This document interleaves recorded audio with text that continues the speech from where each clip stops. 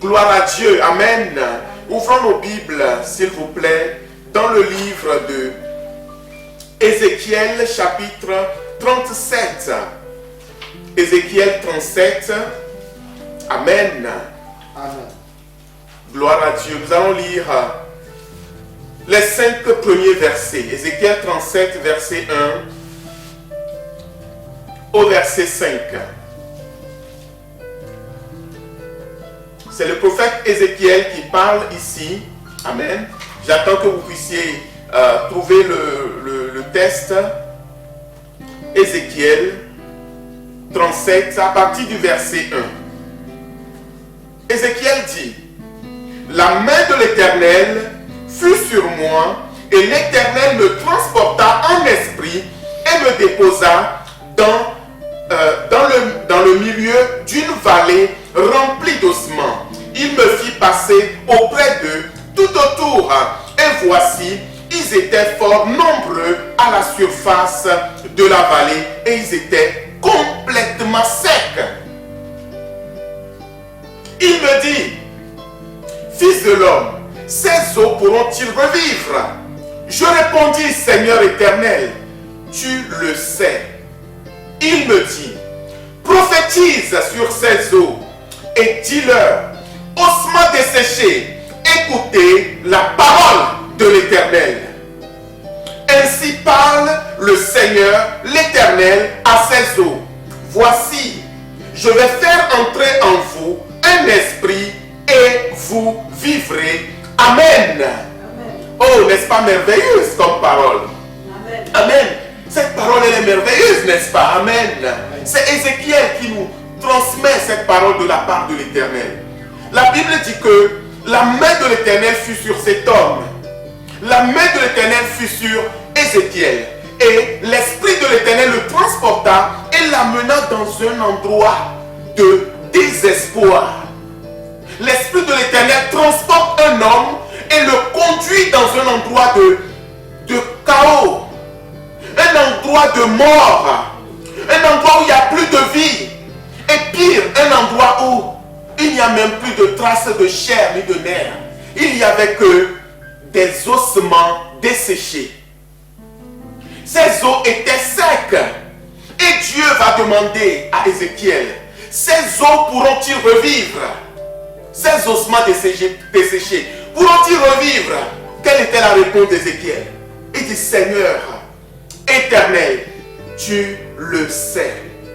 Et Dieu dit à Ézéchiel: maintenant toi, prophétise. Maintenant, parle, Ézéchiel. Ne reste pas la bouche fermée. Ouvre ta bouche maintenant. Là où il n'y a que la mort, maintenant toi tu vas dire quelque chose. Il dit: prophétise sur ces eaux et dis-leur: ossements desséchés, écoutez la parole de l'Éternel. Ainsi parle le Seigneur l'Éternel. Vous savez, Ézéchiel n'a pas parlé de lui-même. Ézéchiel a parlé de la part de l'Éternel.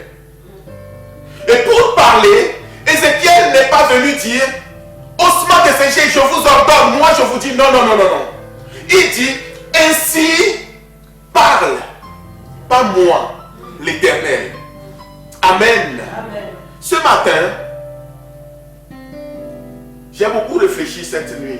Je parlais beaucoup avec Dieu. Je réfléchissais. Quand je dis je parlais avec Dieu, je n'ai pas vu Dieu. Hein. On soit au clair. Parce que des fois on dit des paroles. Des fois les gens se disent: lui parle. Ah bon, lui il a vu Dieu cette nuit. Non, non, non. Je n'ai pas vu Dieu. Amen. Quand un chrétien dit: il a parlé avec Dieu, nous avons le Saint-Esprit. Jésus il a dit: je m'en vais, je ne vous laisse pas orphelins. Il nous laisse son Esprit Saint. Amen. Et le Saint-Esprit est une personne. Donc nous pouvons communiquer, nous pouvons échanger, nous pouvons parler avec le Saint-Esprit. Quand tu développes une vraie relation avec Dieu, tu peux parler avec le Saint-Esprit. Alléluia.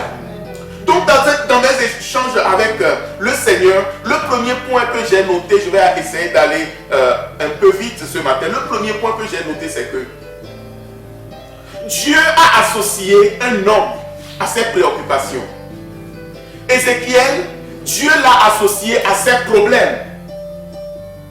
Les ossements desséchés n'étaient pas les problèmes de Ézéchiel. C'était les problèmes de Dieu. Et quand vous lisez le texte, vous descendez plus loin, Dieu dira que mon peuple dit qu'il n'y a plus d'espoir. Amen. Mon peuple dit que c'est fini pour nous. Verset 11. Il me dit, fils de l'homme, ces eaux, lisez avec moi, verset 11, qu'est-ce qu'il dit? Ces eaux, c'est toute la maison d'Israël. Voici, ils disent, nos eaux sont desséchées, notre espérance est détruite, nous sommes perdus. Et des fois, c'est ce que nous disons au peuple de Dieu. Quand nous traversons des moments difficiles, nous disons, mais comment je vais faire pour m'en sortir? De plus en plus, je m'enfonce, mais Seigneur, je crie, tu n'entends pas. Les enfants d'Israël ici, c'était l'image de ces ossements desséchés que Dieu a montré à Ézéchiel. Dieu voit son peuple qui est en train de crier à lui. Dieu voit son peuple qui est totalement découragé. Le peuple de Dieu ne disait pas qu'il était malade. Le peuple de Dieu ne disait pas qu'il était pauvre. Ici, le peuple de Dieu dit, nous sommes morts. Mais nous ne sommes pas morts il y a 3 jours. Non, non, non, non, non, non, non, non. Nous ne sommes pas morts il y a 1 an. Non, non, non, non, non. Je demandais à ma femme hier, mais la reine d'Angleterre, ça fait tout un boucan son deuil. Et puis dans un coup, pouf. Est-ce que quelqu'un pense encore à cette femme depuis quelques semaines? Je ne suis pas très sûr. Personne ne pense plus à elle. Amen. Mais ici, les ossements qui sont devenus secs, ça veut dire que c'est comme quelqu'un qu'on a enterré en 1800 ou en 1950 ou quelqu'un de la Première Guerre mondiale ou de la Deuxième Guerre mondiale. Ces personnes sont comme oubliées. Et le peuple de Dieu, je veux que nous puissions peser le niveau de désespoir de ce peuple. Et toi et moi, nous ne sommes pas arrivés à ce niveau si nous voulons dire la vérité. Mais des fois, nous sommes comme les enfants d'Israël. Et nous disons que, mais Seigneur, ce problème, ça n'arrête pas. Cette souffrance, ça n'arrête pas. Ce que j'endure depuis des années. Moi, j'ai entendu des gens dire, depuis que je suis né, je n'ai jamais connu la joie. J'ai entendu des femmes dire, depuis que je suis rentré dans ce mariage, je n'ai jamais connu la joie. J'ai connu des enfants dire, depuis que je suis né, je n'ai jamais connu la joie. J'ai même entendu des personnes dire, mais depuis que je suis devenu chrétien, en tout cas moi pour l'instant je n'ai encore rien vu. Dans des paroles de désespoir comme ça. C'est triste. Ce n'est pas normal. Mais ces cris parviennent jusqu'à l'Éternel. Et Dieu va prendre Ézéchiel qui vient avec moi. Je vais te montrer quelque chose. Regarde ces ossements. Ces os étaient secs. On dirait que c'est des eaux d'une époque lointaine. Et Dieu lui demande, est-ce que ces eaux peuvent revivre? Ces eaux peuvent-ils revivre? Amen. Bien-aimés, ce que Dieu veut que nous retenons pour le premier point, bien-aimés. Dieu veut nous associer à ses préoccupations. Dieu veut t'associer à ses préoccupations.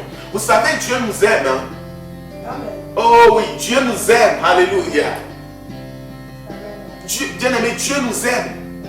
Ne pensez pas que Dieu n'est pas au courant. Ne pense pas que Dieu n'est pas au courant de tes problèmes. Ne pense pas que Dieu ne voit pas ce que tu traverses. Ne pensons pas que Dieu ne voit pas ce que nous traversons. Ne pensons pas que Dieu ne voit pas par où nous passons. Ne pensons pas que Dieu n'est pas au courant de notre parcours, de notre chemin, de notre cheminement. Tout à l'heure j'étais là. Le Saint-Esprit me dit, mais pense à Abraham. Alléluia.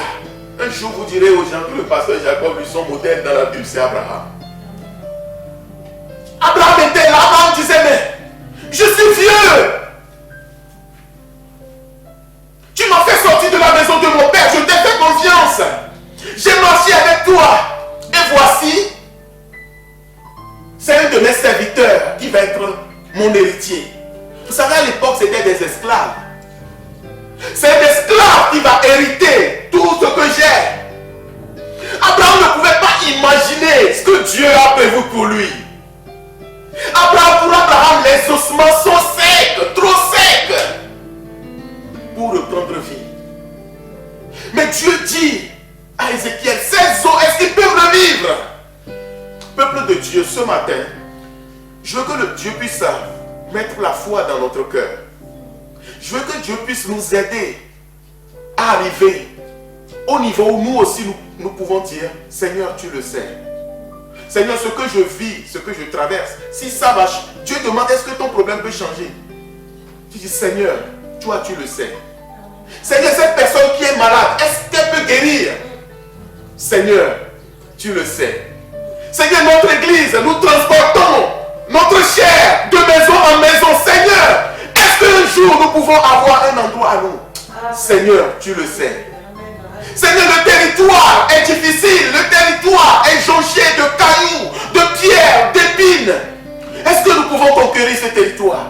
Mais Seigneur, tu le sais. Dieu a associé un nom à ses préoccupations. Parce que vous savez, beaucoup de choses que Dieu veut faire, Dieu veut nous utiliser. Amen. Dieu veut nous utiliser pour le faire. Amen. Il veut nous utiliser. Dieu ne peut pas lui-même parler aux ossements. Je vous pose la question.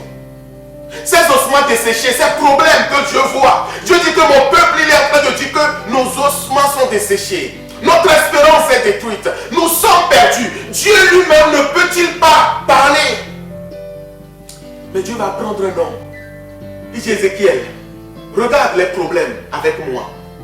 Prends en considération les problèmes du peuple avec moi. Et ce matin, mes frères et sœurs, Dieu veut nous associer à ses préoccupations. Et les préoccupations de Dieu, c'est l'église. Je vais commencer par l'église. Le souci de Dieu, c'est l'église. Je vous disais depuis quelques semaines, Pasteur René aussi est revenu, il a beaucoup parlé d'amour ces derniers temps. Notre préoccupation pour l'église dépasse notre petite assemblée. Nous travaillons pour Jésus. Et nous voulons que les soucis de Jésus pour son église. L'église de Jésus, ce n'est pas ton église, quoi. Ce n'est pas ta petite assemblée. Ce n'est pas vous. Non. L'église de Jésus, c'est ceux qui sont sauvés. C'est les rachetés. C'est ceux qui ont été lavés par le sang de Jésus. C'est ce corps de Christ qui est partout dans le monde et qui attendent son retour. Alléluia. C'est tout ce monde-là qui représente l'église de Christ. Maintenant, le Seigneur veut nous associer à ses préoccupations pour cette église. Alléluia.